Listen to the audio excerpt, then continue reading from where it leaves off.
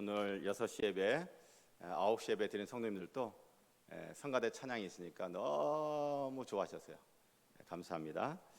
자, 오늘은 성령 강림 주일입니다. 성경에서는 오순절 77절이라고 하죠. 성령 강림 주일이란 말 그대로 성령이 오신 것을 기념하는 주일입니다. 성령이 언제 오셨습니까? 십자가에서 죽으시고 3일 후에 부활하신 예수님이 하늘로 승천하여 이 세상을 떠나신 후에 오셨죠. 이 이야기는 신약성경의 사도행전 1장과 2장에 자세히 나와 있습니다. 사도행전 1장을 보면 부활하신 예수님이 40일 동안 제자들을 만나셔요. 그리고 제자들이 지켜보는 가운데 이 세상을 떠나 하늘로 올라가십니다. 그리고 사도행전 2장 1절에 오순절날이 이름에 그들이 다 같이 한 곳에 모였더니 성령이 임하십니다. 어떻게 임하십니까? 2절, 3절, 4절에 나옵니다. 호련히 하늘로부터 급하고 강한 바람 같은 소리가 있어 그들이 앉은 온 집에 가득하며 마치 불의 혀처럼 갈라지는 것들이 그들에게 보여 각 사람 위에 하나씩 임하여 있더니 그들이 다 성령의 충만함을 받고. 제가 사랑하는 성도 여러분, 이렇게 성령이 오셨습니다. 성령이 오셨음을 믿으십니까? 예, 아멘 하신 분이 있지만 혹시 우리들 가운데 아멘이 선뜻 나오지 않는 분들이 있을 수 있어요. 성령이 뭐야? 난 성령 잘 모르겠는데, 성령이 오셨다니? 눈에 보이지도 않는데? 뭐 등등 여러 가지 생각을 할 수 있죠. 그런 분들의 믿음을 돕기 위해 제가 질문을 드릴게요. 예수님이 이 세상에 오신 것은 믿으시죠? 예, 이것은 예수 믿는 우리만 믿는 것이 아니라 이 세상 사람 모두가 다 믿어요. 그 증거가 뭐냐면 성탄절 크리스마스예요. 이 세상의 모든 사람들이 예수님이 이 세상에 오신 성탄절 크리스마스를 축하하고 기뻐하잖아요. 제가 또 질문 드릴게요. 예수님이 이 세상을 떠나신 것도 믿으시죠? 소리가 잘 안 들리는데. 예수님이 이 세상에 지금 계시나요? 떠나셨나요? 떠나셨죠. 이것도 예수 믿는 우리만 믿는 게 아니에요. 이 세상의 모든 사람들이 다 믿어요. 다만 예수 믿는 우리가 믿는 것과 세상 사람들이 믿는 것이 다르죠. 세상 사람들은요, 예수님이 죽어서 흙으로 돌아갔다고, 예수님은 그렇게 세상을 떠났다고 믿습니다. 예수 믿는 우리들은요, 예수님이 죽었다가 3일 후에 부활하여 하늘로 돌아갔다고, 예수님은 그렇게 세상을 떠났다고 믿습니다. 자, 예수님은 자신이 죽기 전에 자신이 세상을 떠날 것을 미리 말씀하셨어요. 그 말씀이 바로 오늘 본문 7절입니다. 그러나 내가 너희에게 실상을 말하노니 내가 떠나가는 것이, 지금 말하는 분이 예수님이에요. 예수님이 지금 뭐 하겠다는 거예요? 떠나가는 것이 떠날 거랍니다. 내가 떠나는 것이 너희에게 유익이라. 내가 떠나가지 아니하면 보혜사가 너희에게로 오시지 아니할 것이요. 떠나가면 내가 떠나갈 거야. 내가 떠나가면 내가 그를 너희에게 보내리니. 자, 여러분, 예수님이 이 말씀 언제 하셨어요? 십자가에 달려 죽기 전날 예수님을 믿는 제자들에게 하신 말씀이죠. 십자가에 죽기 전날 다락방에 모여서 예수님이 제자들의 발을 씻기시고 유월절 식사를 같이 하셨어요. 성찬식의 기원이 되어졌죠. 그리고 제자들에게 여러 설교의 말씀을 하셨어요. 그 십자가에 죽기 전날 저녁 예수님이 제자들에게 하신 여러 설교의 말씀 중에 한 대목인 거예요. 자, 그러면 여러분, 예수님이 나 이제 떠날 거야 라고 하는 이 말씀 이루어졌습니까? 이루어지지 않았습니까? 이루어졌습니다. 자, 그러면 내가 떠날 거야. 그리고 그 다음에는 내가 성령을 보낼 거야. 그래서 성령 오셨을까요? 안 오셨을까요? 자, 생각해 보세요. 내가 떠날 거라고 하신 예수의 말씀이 이루어졌어요. 그런데 내가 떠난 다음에 성령이 올 거다라는 이 말씀이 안 이루어졌다 한다면 여러분 이게 더 이상한 거 아닙니까? 내가 떠날 거라고 하는 예수의 말씀이 이루어졌다면 내가 떠난 다음에 성령이 올 거라는 이 말씀이 이루어지는 것이 지극히 자연스러운 것이죠. 그렇죠? 예. 그래서 제가 다시 질문하겠습니다. 예수님이 오신 것을 믿으십니까? 예수님이 떠나신 것을 믿으십니까? 그럼 성령님도 오신 것을 믿으십니까? 예. 성령님 오셨어요. 제가 사랑하는 성도 여러분, 성령이 오셨습니다 하면 크게 아멘 해보세요. 성령이 오셨습니다. 이번에는 두 손 높이 들고 성령이 오셨습니다. 할렐루야. 그러면 도대체 성령은 무엇입니까?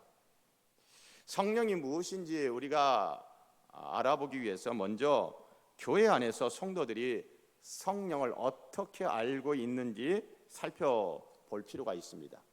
자, 성령을 어떻게 알고 있느냐, 성령을 어떻게 이해하고 있느냐 알아보기 위해서 우리에게 아주 친숙한 단어 네 글자, 성령 충만. 자, 여러분은 성령 충만하면 그 성령 충만이 무엇이라고 생각하세요? 어떤 그림이 그려지세요? 자, 여기 컵이 있습니다. 컵에 물이 가득 들어있으면 충만. 컵에 물이 가득 들이지 않고 물이 좀 줄어들었어요. 그러면 충만하지 않다. 이런 식으로 성령 충만을 이해하고 계십니까? 또 다른 예를 들어볼게요. 핸드폰 안 갖고 계신 분이 한 분도 안 계실 거예요. 그렇죠? 아마 거의 대부분 핸드폰 갖고 계실 거예요. 자, 핸드폰 갖고 계시는데 저녁에 주무실 때 핸드폰 충전기에 꽂고 주무시죠? 아침에 일어나면 핸드폰 충전 상태, 배터리 상태가 몇 %라고 돼 있어요? 100%. 그러면 이건 충만이고, 자, 핸드폰 들고 하루에 이제 삶을 시작했어요. 시간이 이제 흘러갑니다. 그러니까 핸드폰 충전 상태가 100%에서 어떻게 돼요? 빠져요. 90%, 80%, 70%, 60%. 자, 여러분 이렇게 배터리 충전 상태 에너지가 이렇게 쭉 줄어들면 게이지가 이렇게 내려가게 되어지면 충만하지 않다. 성령 충만은 이렇게 무엇인가 꽉 찼다가 빠져나가는, 꽉 찼다가 부족하는 이런 식으로 성령 충만을 이해하고 계신 분이 있습니까? 이렇게 성령 충만을 이해한다면 성령을 물질 또는 에너지로 생각하는 것입니다. 자, 실제로 성령이 물질이나 에너지라면 예수님은 성령 보내실 것을 말씀하실 때 이렇게 말씀하셨어야 합니다. 어떻게 해요? 내가 그것을 너희에게 보내리니. 그러나 예수님은 성령을 그것이라고 말씀하지 않았습니다. 그럼 예수님은 성령을 어떻게 말씀하셨나요? 7절 끝을, 7절 마지막이 있습니다. 내가 그를 너희에게 보내리니. 자, 보세요. 여기서는 그는 성령이거든요. 내가 그것을 너희에게 보내리니라고 예수님이 말씀하셨어요? 아니면 내가 그를 너희에게 보내리니라고 말씀하셨어요? 그를이에요. 그를. 성령은 그것, 즉 물질적인 존재가 아닙니다. 성령은 즉 인격적인 존재입니다. 그러므로 성령은 무엇입니까? 라고 했던 제가 앞서 드린 질문은 틀린 질문이에요. 성령은 누구입니까? 라는 질문이 올바른 질문입니다. 제가 다시 묻습니다. 성령은 누구입니까? 결론적으로 말씀드리면 성령은 인격이신 하나님이십니다. 자, 예수님은 어떤 분이신가요? 성자 하나님이십니다. 예수님은 성자 하나님, 성령은요? 성령 하나님. 자, 여러분 인격이신 성령, 인격이신 하나님이신 성령께서 그럼 왜 오셨나요? 성령은 예수 믿는 제자들을 위해 오셨습니다. 7절을 보세요. 내가 떠나가는 것이 너희에게, 너희는 누굽니까? 예수님의 설교를 듣고 있는 예수 믿는 제자들이에요. 나 예수가 떠나가는 것이 예수 믿는 너희들에게 유익이다. 나 예수가 떠나가지 아니하면 보혜사 성령이 너에게로 오시지 아니할 것이다. 내가 떠나가면 보혜사 성령이 예수 믿는 너희들에게 올 것이다. 여기서 예수님이 성령을 보혜사라고 하십니다. 요한복음 14장 26절에 보혜사 곧 내 이름으로 보내실 성령, 보혜사는 성령이라고 이미 말씀을 하셨어요. 또 15장 26절에서도 내가 아버지께로부터 너희에게 보낼 보혜사 곧 아버지께로부터 나오시는 진리의 성령이 오실 때에 예수님은 계속해서 보혜사를 성령이라고 말씀을 하셨고, 오늘 16장 7절에서는 그냥 보혜사라고 이야기하셨어요. 그래서 보혜사는 성령입니다.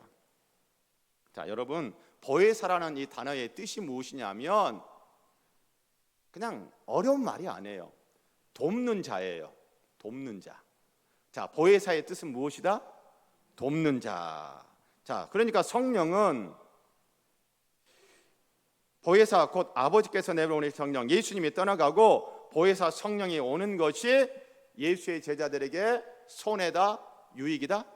유익이다 라는 말씀이죠. 성령은 예수의 제자들의 유익을 위해서 오셨습니다. 성령은 예수 믿는 제자들, 예수 믿는 성도들을 위해 오셨습니다. 즉 성령은 여러분과 저를 위해 오셨습니다. 성령은 여러분과 저를 돕기 위해 오셨습니다. 우리를 돕기 위해 오신 보혜사 성령의 도우심을 많이 받아야 많은 유익을 받습니다. 자, 그럼 우리는 꼭 성령의 도우심을 받아야만 하는 건가요? 아닙니다. 반드시 성령의 도우심을 받아야 하는 것은 아닙니다. 성령의 도우심을 받지 않아도 살 수 있습니다. 여러분, 이 한국 땅에 얼마나 많은 예수 믿는 성도들이 있습니까? 그 많은 성도들 가운데 성령의 도우심을 계속 받으면서 사는 성도가 있는가 하면 성령이 뭔지도 모르고 성령의 도우심 그런 것도 피로도 못 느끼고 성령의 도우심 받는 게 뭔지도 모르고 그러면서 예수 믿고 교회 다니는 성도들이 있습니까? 없습니까? 있어요. 있어. 우리들 가운데도 보면 있을 수 있어요.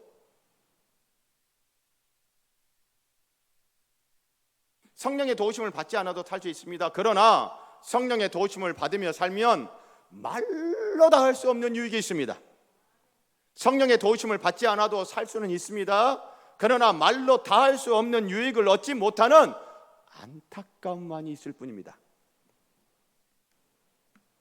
자, 그럼 성령께서 도와주시면 어떤 유익이 있나요?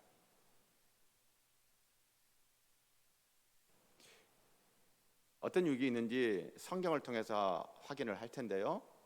자, 성령을 언급하는 성경 어디에서 맨 처음 성령을 언급할까요?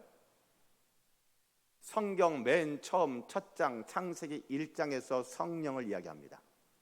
하나님이 태초에 하늘과 땅을 창조하시는 천지창조 이야기할 때에 성령을 이야기하세요.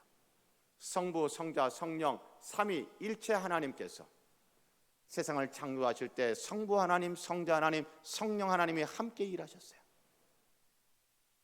그래서 성경 맨 처음 첫 장부터 성령이 등장합니다. 창세기 1장 2절 땅이 혼돈하고 공허하며 흑암이 깊음 위에 있고 하나님의 영은 수면 위에 운행하시니라. 성령을 하나님의 뭐라고 그랬죠? 영이라고 했습니다. 하나님의 영 성령이 수면 위에 운행하시니라. 여러분, 이 운행한다라고 하는 이 히브리 단어는요, 이미지예요. 이미지. 그림이에요. 그러니까 히브리인들은, 유대인들은 하나님의 영이 수면 위에 운행하신다라는 이 말을, 이 말씀을 들으면서 그림이 떠오르는 거예요. 어떤 그림이에요? 이 운행한다는 단어는 그림 단어인데 어떤 그림이냐?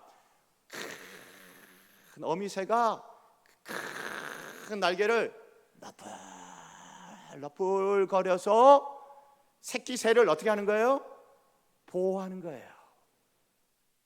그 그림이에요. 자, 그러니 성령 하나님께서 혼돈하고 공허하고 깊은 어두운 가운데 있는 창조되기 이전의 그 상태를 어떻게 하셨어요? 어미새가 큰 날개로 러플 하듯이 그렇게 돌봐가지고 혼돈, 질서가 없는 거예요. 영어로 언폼, 규모도 없고 막 무질서해, 혼란스러워요. 공허, 텅 비어 있어요. 깊은 흑암, 어둠밖에 없어요. 히브리 단어는, 히브리 성경으로는요 어둠의 어둠이에요. 그래서 번역을 어떻게 번역을 했어요? 깊은 흑암, 흑암이 깊은 가운데 있다라고 번역을 했죠. 깊은 어둠, 보이는 게 없습니다. 얼마나 불안합니까? 얼마나 위험합니까? 그 어둠이 끝이 없어요. 희망이 없다는 거죠. 절망의 절망이라는 것입니다. 그런데 성령 하나님께서 러플 하시니 어떻게 됩니까? 하나님께서 6일 동안 세상을 창조하신데 처음 창조하신 3일 동안 혼돈한 상태를 질서 있게 만드신 거예요. 빛이 있으라 하시매 빛이 있었고 빛과 어둠을 나누사, 이게 첫째 날이에요. 빛과 어둠을 나누사 질서를 잡는 겁니다. 둘째 날 하늘 위에 궁창과 아래에 궁창 나누는 겁니다. 셋째 날 물과 땅을 나누는 것입니다. 물을 한가운데 모이가 그 바다고, 그래서 물이 바짝 모이니 땅이 드러납니다. 그 육지입니다. 그래서 처음 세 날은 3일 동안은 질서를 잡는 거예요. 규모 있게 다 폼을 잡는 거예요. 그 다음 3일 나흘째, 다섯째, 여섯째 이 3일 동안은 뭐 하는 겁니까? 공허한, 텅 비어 있는데 꽉 채우는 거예요. 그 빛이 있으라고 빛과 어둠을 나눴는데 거기다가 해와 달과 수많은 별들로 꽉 채우는 겁니다. 그리고 하늘에는 새들로, 바다에는 물고기로 꽉 채우는 것입니다. 그리고 육지에는 수많은 식물과 동물로 꽉 채우는 겁니다. 그래서 전혀 희망이 보이지 않는 어둠밖에 없던 그런 상태에서 찬란한 희망의 새 창조의 새 날, 하나님 나라의 새 날을 성령께서 여신 것입니다. 사랑하는 성도 여러분, 성령께서 도와주시면 어떤 유익이 있냐고요? 왜 이렇게 내 마음은 뒤죽박죽이고 혼란스럽냐? 왜 이렇게 내 심령은, 내 영은 텅 비어 있고 산다고 살았는데, 믿음으로 산다고 살았는데 왜 이렇게 헛됨이 밀려오냐? 자식 위해서 나름대로 했는데 다 자식 위해서 살아봤자 다 헛것이고, 남편이 있어도 헛것이고 아내가 있어도 헛것이고, 그리고 도대체 내 인생, 도대체 우리 집에는 언제 빛이 보이는 이 어두운 터널을 통과해서 빛을 볼 수 있느냐? 한없는 절망의 절망. 그런 분들에게 성령께서 불러불거리시면서 돌봐주세요, 도와주세요. 그래서 질서가 잡힙니다. 규모가 있어집니다. 그리고 영적으로 육적으로 꽉 채워집니다. 그러면서 절망을 딛고 일어나 희망을 갖고 희망을 노래하고 희망찬 발걸음을 내딛게 되는 유익이 있는 것입니다. 제가 사랑하는 성도 여러분, 예수 믿고 신앙생활 하시는 것, 이왕이면 성령의 도우심을 많이 받아 지금보다 훨씬 더 많은 유익을 누리셨으면 좋겠습니다. 성령의 도우심을 많이 받아 많은 유익을 받으려면 어떻게 해야 합니까? 따라서 하시기 바랍니다. 성령과 친해야 한다. 성령과 친한 것을 우리가 잘 아는 네 글자 단어 무엇입니까? 성령 충만입니다. 성령 충만은 뭐라고요? 성령과 친한 거예요. 그래서 교회에서 성령 충만을 강조하는 겁니다. 성령 충만하세요. 성령 충만을 강구하세요. 성령 충만해야 합니다. 성령 충만을 강조해요. 그래야지 성령의 도우심을 많이 받아 많은 유익을 받기 때문이에요. 많은 유익. 그 유익을 다른 말로 표현하면 뭡니까? 많은 은혜를 받는 거예요. 많은 복을 받는 거예요. 성령은 물질이나 에너지가 아니기 때문에 성령 충만은 양의 충만일 수 없습니다. 아까 제가 설명드린 것처럼 컵에 물이 가득 들어있으면 충만이고 덜 들어있으면 충만이 아니고, 또 핸드폰의 배터리 충전 상태가 100% 꽉 차 있으면 충만이고 그 게이지가 내려가 있으면 충만이 아니고, 이런 식으로 이해하는 것은 양의 충만이에요. 양이 꽉 찼으면 충만이고 양이 좀 부족하면 충만하지 않고, 이것은 성령을 물질이나 에너지로 이해할 때는 충만을 그렇게 이해할 수 있는데, 성령은 물질이다, 에너지다, 기다, 아니다? 아니에요. 그러므로 성령 충만은 양의 충만이다, 아니다? 양의 충만이 아니에요. 그럼 무엇입니까? 성령은 인격이신 하나님이기 때문에 성령 충만은, 따라서 하시기 바랍니다. 성령 충만은 양의 충만이 아니다. 성령 충만은 관계의 충만이다. 성도와 성령의 관계가 충만하다? 이게 무슨 말이에요?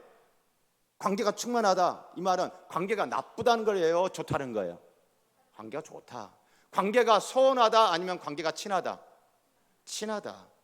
관계가 대면대면하다, 아니면은 너무 좋아, 이런 거다? 이건 못 따라서 하세요? 관계가 대면대면한 게 관계 충만이에요? 너무 좋아, 이게 관계 충만이에요? 너무 좋아요, 그렇죠? 성령 충만은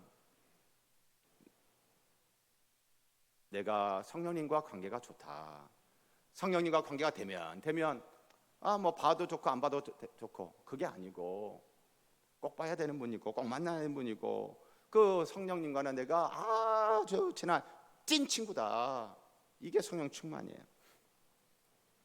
우리가 성령과 좀 더 친해졌으면 좋겠습니다.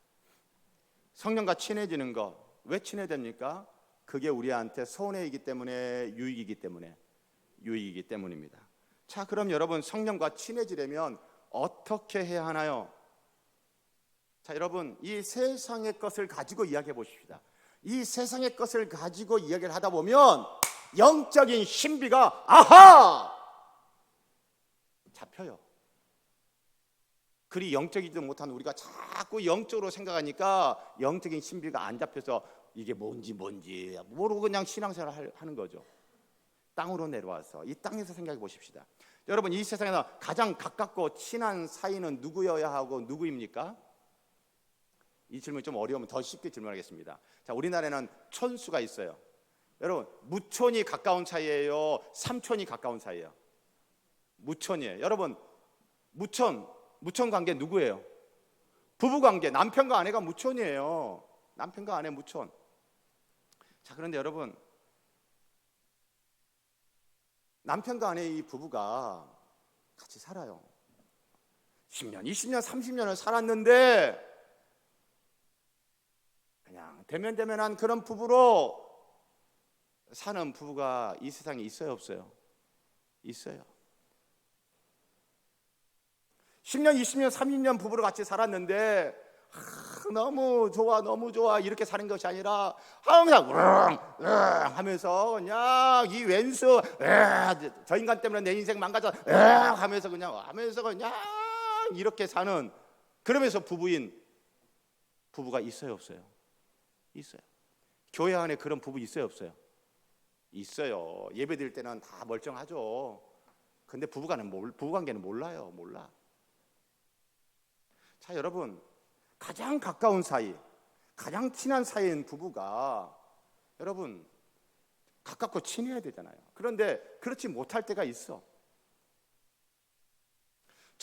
저희 부부도 그럴 때가 있단 말이죠. 자, 그런데 가장 가깝고 친한 사이인 무촌인 이 부부 관계가 좋아야 돼요. 관계가 충만했는데 그렇지 못해, 좀 서운해. 그러면 서운해지게 된 관계, 이 관계가 안 좋게 된 이유 여러 가지가 있을 수 있어요. 그런데 그중에 이런 이유가 있을 수 있어요. 배우자가 뭔가 실수를 했어, 뭔가 잘못을 했어. 그러면 어떤 실수와 잘못 때문에 관계가 서운해지고 관계가 안 좋아져서요. 그러면 어떻게 해야지 이 관계가 다시 좋아질 수 있죠? 실수한 사람이 어떻게 해야 돼요? 여보, 이건 내가 잘못했네. 여보, 내가 이번에 참 큰 실수를 했어요. 미안해요. 라고 이야기를 하면 돼요. 하면 돼. 그 남편이든 아내든 누가 됐든 간에 미안하다고. 그건 내가 실수한 거라고. 그건 내가 잘못한 거라고. 사람이 살다 보면 실수할 수도 있고 잘못할 수도 있죠. 그러면 그냥 인정하고 실수했다고 잘못했다고 그래 배우자한테 그냥 미안하다고 죄송하다고 용서를 구하면 되잖아요. 그러면 다시 어떻게 돼요? 가까워질 수 있어요. 그런데 제가 교회 안팎으로 여러 부부들, 많은 부부들의 이야기를 들어보면 이렇게 배우자한테 미안하다, 잘못했다라는 이야기를 남편이 잘 못할까요? 아내가 잘 못할까요? 어느 쪽이 더 잘 못할까요? 보면 통계적으로 보면 남편이에요. 꼴난 자존심에 죽어도 잘못했다, 미안하다 말을 안 해요. 그러면서 계속 그냥 그렇게 살아. 서로 싸우는 부부야. 그런데 또 이런 남편도 있더라고요. 하나님보다 아내가 더 무섭대요. 예? 무슨 말이에요? 하나님은 용서가 있는데요, 아내는 용서가 없어요. 이것도 문제죠. 이것도 문제.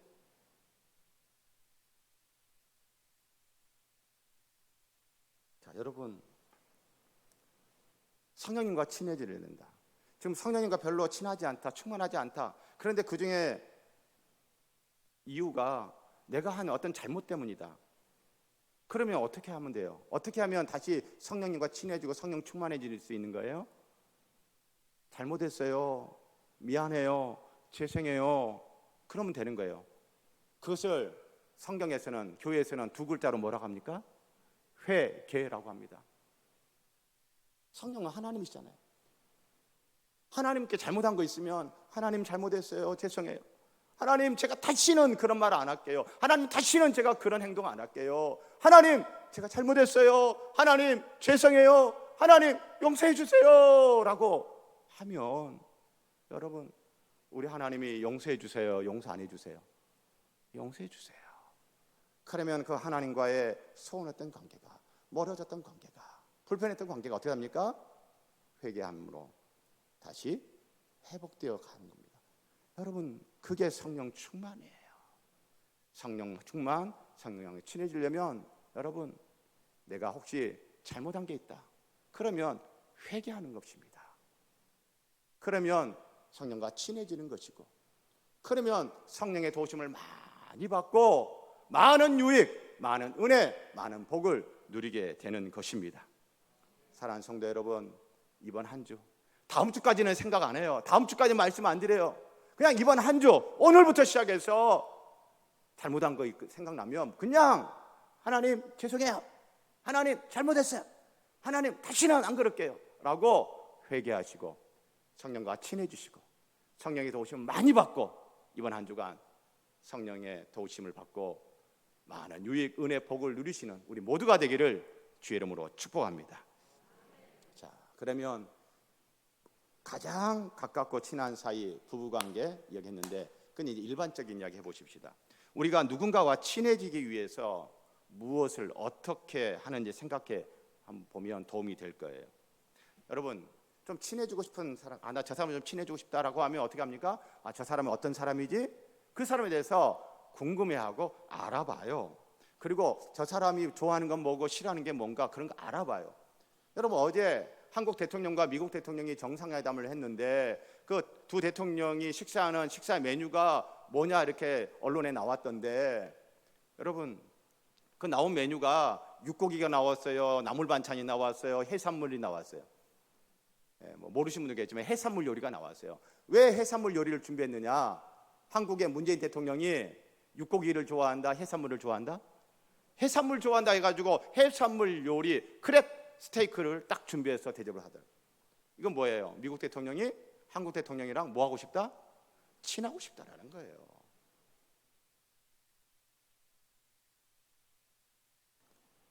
그리고 친해지고 싶은 사람은 연락 안 해요? 연락해요? 연락해요. 안 만나고 싶어요? 만나고 싶어요? 만나고 싶어요. 자주 연락하고 자주 만나요. 여러분, 그리고 그 사람이 좋아하는 거 있으면 그것을 함께 하려고 합니다. 함께 하면서 더 가까워지고 친해져요. 제가 가정 이야기를 하면 제 둘째 아들하고 저하고는 세월이 약 40년 가까운 세월의 차이가 나요. 여러분, 40년의 이 세월의 간격은요, 한 세대를 뛰어넘는, 서로 이해할 수 없는 이상한 족속들이에요. 아빠인 저도 그 아들을 이해하기가 쉽지 않고, 아들도 이 아빠를 이해하기가 너무 어려워요. 제가 이 아들을 사랑하고 이 아들랑 친해지고 싶고, 그래서 이 아들이 많은 유익을 얻었으면 좋겠단 말이죠. 그래서 제가 아들과 친해지기 위해서 아들이 좋아하는 게 뭔가, 그 아들이 좋아하는 걸 같이 하기 시작했어요. 그 중에 하나가 뭐냐? 음악이에요. 음악. 이 아들이 좋아하는 음악은요, 제가 좋아하는 음악하고 달라. 제가 금요기도회 때 얼마 전에 말씀드렸지만 랩을 좋아해요. 랩. 랩을 들어보니 이게 무슨 말인지 한국말인데도 못 알아듣겠어요. 그래, 이게 무슨 이게 노래야 이게? 작년에 가수 지코가 부른 노래, 아무 노래 제목이 뭐라고요? 아무 노래예요. 야, 뭐 무슨 노래 제목이 이러냐? 아무 노래나 뭐 일단 들어봐. 힘들더라고, 힘들어. 근데 이 아들이 랩만 좋아하는 게 아니고 또 어떤 노래를 좋아하냐면, 좋아하는 노래 중에 이런 게 있어요. 밴드 잔나비라는 밴드가 있는데, 그 잔나비가 부른 노래 중에 꿈나라 별나라라는 노래를 또 좋아하더라고요. 자기가 이 노래 좋아한대요. 노래 가사 중에 이런 게 있어요. 그댈 위해 마차를 준비했지. 제가 잘 부르면 막 할 텐데, 마차 타고 꿈나라 보러 떠나볼까. 또 목사가 너무 가요를 잘 불러도 은혜가 안 되죠. 꿈나라는 별보다 따뜻하대. 별나라는 다음번에 가도록 해. 이 노래 가사가요, 동화 같아. 그리고 얼마나 밝고 경쾌한지 이렇게 막 기쁘게 해요. 야, 이런 노래도 좋아하네. 여러분, 그러면서 이 40년이라는 세월에 이 뛰어넘을 수 없는 이 간극, 도저히 서로 이해할 수 없는 이 엄청난 세대차, 이것을 어떻게 해요? 좋아하는 것을 함께 하면서 이 간극을 조금 더 친하게, 그렇게 했었죠. 여러분, 이것을 성령과 친해지는 것으로 연결해서 생각해 보세요. 성령과 친해지려면 성령이 누구시지 궁금해하고, 성령이 누구시지 알아보는 거예요. 여러분, 성령 누구신지 알려면 어떻게 해야 돼요? 성경. 아까 목사님 설교할 때 창세기 첫 장부터 성령이 나온다고 그랬는데, 우와, 창세기부터 요한계시록, 나는 아직 성경 한 번도 읽어본 적도 없는데, 나하고는 상관없는 일. 지레 겁먹고 아예 성령이 어떤 분이신지 알아보려고 하지 않는 그런 분들을 위해서 제가 욕심을 다 버리고 이번 한 주 동안 딱 석 장만 읽으세요. 어디? 오늘 설교 말씀과 연관된 문맥인 요한복음 14장, 15장, 16장 딱 몇 장? 딱 3장만 읽으시면서 성령이 나오면 동그라미 치시는 거예요. 보혜사 나오면 동그라미 딱 치시는 거예요. 그러면 요한복음 14장, 15장, 16장 이 3장만 이번 주에 읽으시면서 성령에 대해서 관심 가지시고 성령이 누구신지 알아가시는, 그렇게 성령님과 친해지시는 우리 모두가 되기를 주의 이름으로 부탁하고 축복합니다. 자, 그리고 성령과 친해지려면 성령이 좋아하는 거 하면 돼요. 그렇죠? 예. 자, 성령은 우리를 돕기 위해 오신 보혜사십니다. 자, 그러면 성령은 우리 돕는 것을 좋아하실까요? 싫어하실까요? 좋아하죠. 그럼 우리가 성령님 도와주세요 그러면 성령님이 좋아해요, 싫어해요? 좋아해요. 야, 너 지금까지 그냥 네 혼자 알아서 산다고 살았잖아. 근데 다급하니까 이제 사는 나한테 도와달라고 그래? 에휴, 양심 있어라, 양심 있어. 이러실까요? 아니면 한 번도 성령 안 찾다가 이번 주에 성령님 도와주세요 그러면 성령님이 반갑게 맞아주면서 도와주실까요? 도와주십니다. 그것 때문에 오셨어요. 우리를 돕기 위해서, 우리의 유익을 위해서 오셨어요. 할렐루야. 성령님 도와주세요 그러면 성령님이, 야, 너는 맨날 나한테 도와달라고 그러냐? 저번에도 도와달라고 그러니까 이번에 또 도와달라고 그래? 이제 네 혼자 살면 안 돼? 이러실까요? 아니면 기쁘게 도와주실까요? 기쁘게 도와주십니다. 할렐루야. 그래서 여러분, 다음 주까지 생각 안 해. 그냥 당장 내일 아침부터, 내일 아침 하루를 딱 시작하면서 성령님 도와주세요. 하루 시작하면서 어떻게 한다고요? 성령님 도와주세요. 내일 아침에 일터에 딱 출근해가지고 어떻게 해요? 성령님 도와주세요. 공부하는 학생은 공부를 딱 시작하면서 어떻게 해? 성령님 도와주세요. 성령님 도와주세요. 그러면 성령과 친해집니다. 성령이 도와주십니다. 유익을 받습니다. 은혜를 받습니다. 복을 받습니다. 그래서 여러분, 삶이 달라져요. 그냥 교회 다니는 신앙생활이 절대 될 수 없습니다. 유양 신앙생활하는 거 왜 그렇게 신앙생활해요? 성령과 친해지시고 성령 도우심 받으시면서 많은 유익, 많은 은혜, 많은 복 누리시기를 축복합니다. 사랑하는 성도 여러분, 성령이 오셨습니다. 성령 그분과 친해지도록 하십시다. 성령 그분을 알아가시고 성령님 도와주세요 하면서 성령과 친해지시고 성령의 도우심을 받고 성령이 주시는 유익을 받고 은혜를 받고 복을 받고, 그래서 새로운 창조, 새 창조의 역사, 하나님 나라의 주인공들이 되시길 바랍니다. 그 하나님 나라에서의 그 베푸시는 유익, 은혜와 복의 수혜자들이 되시기를 바랍니다. 그리고 그 하나님이 하시는 새 창조 역사, 하나님 나라 역사에 참여하시는 저와 여러분 되기를, 우리 금성교회 되기를 주의 이름으로 축복합니다. 우리 이 시간 찬송 190장 성령이여 강림하사 우리 찬송하는데, 오늘 말씀을 기억하시면서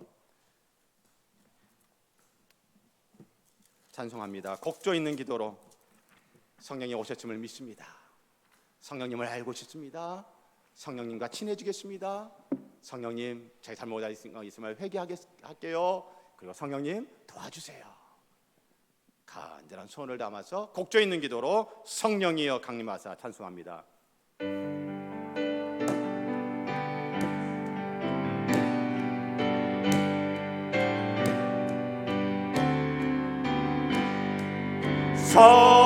성령이여 강림하사 나를 감화하시고 애통하며 회개한 맘 충만하게 하소서. 예수여 비오니 나의 기도 들으사 애통하